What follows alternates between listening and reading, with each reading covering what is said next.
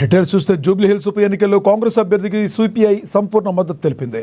CPI మద్దతు కోరుతూ TPC chief Mahesh Kumar Goud హైదరాబాద్లోని సిపిఐ రాష్ట్ర కార్యాలయం మగ్ధూమ్ భవన్కు వచ్చారు.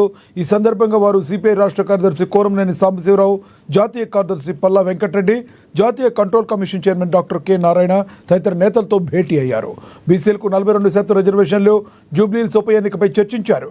ఈ క్రమంలోనే జూబ్లీహిల్స్ ఉప ఎన్నికల్లో కాంగ్రెస్ అభ్యర్థికి సంపూర్ణ మద్దతు సిపిఐ అందిస్తుందన్నారు రాష్ట్ర కార్యదర్శి కోరంనేని సాంబశివరావు.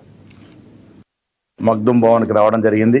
కాంగ్రెస్ పార్టీ తరఫున మాకు మిత్రపక్షంగా చేదోడు ఉన్నటువంటి సిపిఐ కార్యాలయానికి వచ్చి రేపు జరుగుతున్నటువంటి బంద్, దాంతోపాటు జూబ్లీహిల్స్ ఎలక్షన్లో మాకు మద్దతు ఇవ్వాల్సిందిగా కోరడానికి రావడం జరిగింది. 2023 ఎన్నికల్లోనూ ఆ తర్వాత కూడా ఈ రాష్ట్ర ప్రజల శ్రేయస్సు కొరకు అభివృద్ధిలో కానీ, సంక్షేమాలు ఇవ్వడంలో కానీ ప్రభుత్వం చేసిన అన్ని కార్యక్రమాలకి సిపిఐ పార్టీ సంపూర్ణంగా మద్దతునిస్తూ వస్తూ ఉంది. ఈ పరంపర భవిష్యత్తులో సాగాలని ఆకాంక్షిస్తూ ఇప్పుడు జూబ్లీహిల్స్ ఎన్నికల్లో వారి మద్దతు మాకు ఇవ్వాల్సిందిగా కోరడానికి వాళ్ళ ఇక్కడ రావడం జరిగింది. వారు దానికి సానుకూలంగా స్పందించినారు. మిత్రపక్షాల ఐక్యత మాకు బలం.